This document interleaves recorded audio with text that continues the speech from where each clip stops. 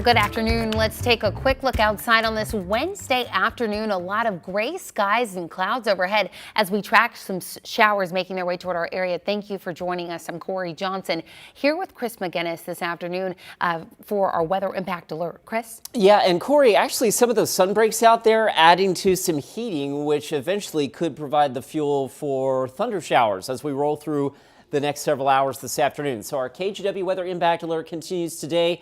And then for a second system tomorrow, today's weather will be breezy to occasionally windy outside of any thunder showers, but we're also, of course, keeping our eyes out for the possibility of some scattered heavy showers and thunder showers. So the need, of course, is to secure any loose objects and some of those gusty winds that pop up, but also be aware as these showers put down some briefly heavy rain that we could have some ponding on the roadways and whatnot like we had early this morning.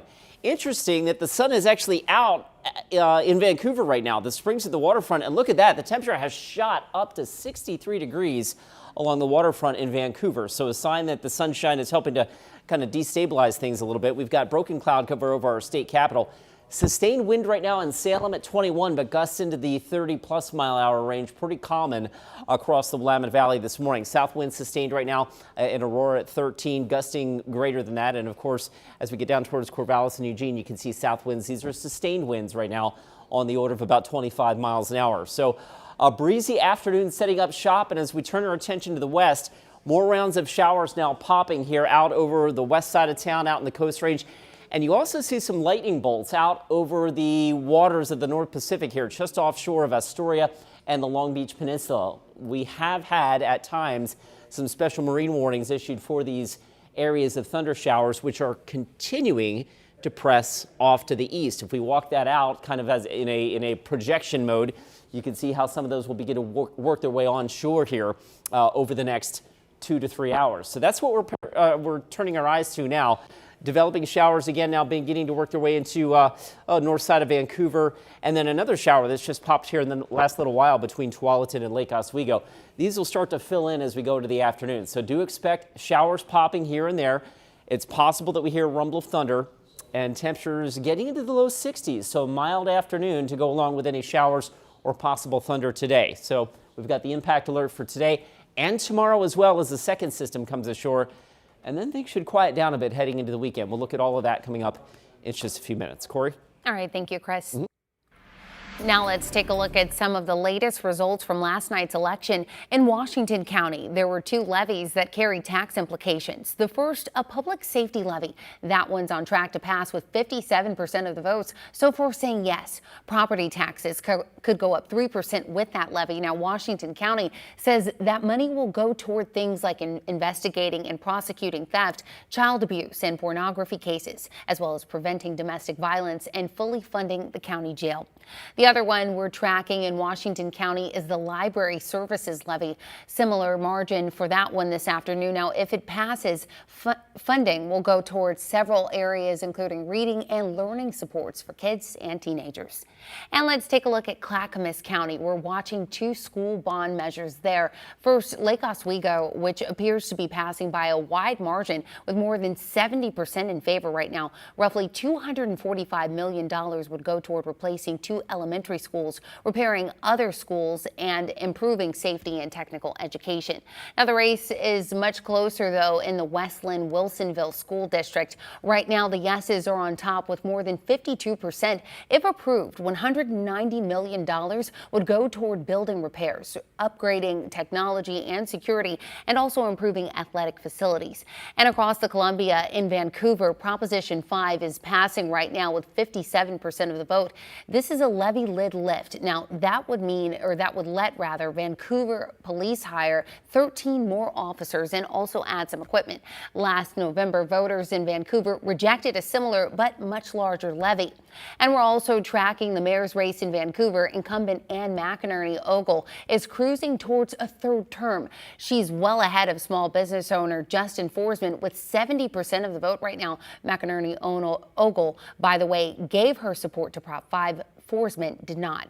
And we'll continue to keep track of these results throughout the afternoon. You can also stay up to date with the latest local election results.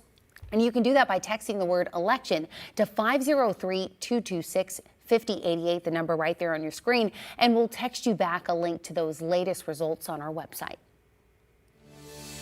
Well, continuing coverage, police have arrested a man accused of starting the fire at a Portland City Councilor Candace Avalos' home last month. Now, the charges against the man include reckless burning. Sunrise reporter Thomas Schultz has more on that story. Well, police say the man arrested is 51-year-old Vashon Locust. They say he entered a shed near Avalos' home in search of an electrical outlet for a heater. They say that when an electrical outlet he found didn't work, he instead started a small fire, leading to this large fire on October 26, which spread not only to the city councilor's car, but her home as well. Avalos was home with her cat when the fire began. Fortunately, both she and her cat were able to get out safely. This is an incident that got a lot of attention from our community, as it should, and I know that it had deep effects on Councilor Avalos.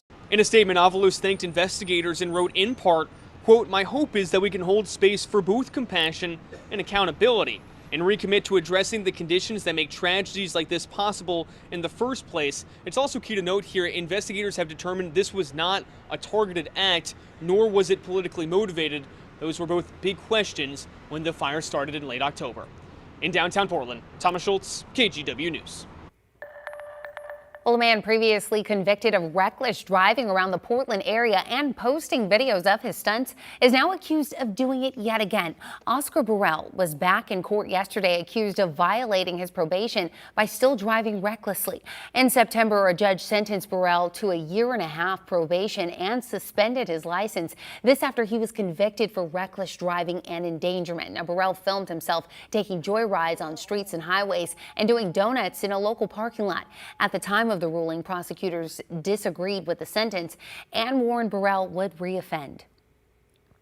Well, police have identified the woman killed in a hit and run in North Portland last month as 39-year-old Nicole Schuster of Portland. It happened just before 1:30 in the morning on October 23rd on North Marine Drive near Force Road. Now, police found Schuster dead when they got to the scene, saying she was likely hit by a car, but the driver left the scene. So far, they haven't made any arrests. And firefighters on the Oregon coast are now warning people to be extra careful over the next few days. That's because of the potential for high surf and king tides. Yesterday, Cannon Beach firefighters saved 2 surfers who weren't able to get back to the shore near Indian Beach on their own. Now, they used a drone to find those surfers and a jet ski to bring them back in. We understand that both are okay at this time, and firefighters also say people should keep children and pets away from the ocean during stormier conditions like we're expected to see over the next couple of days.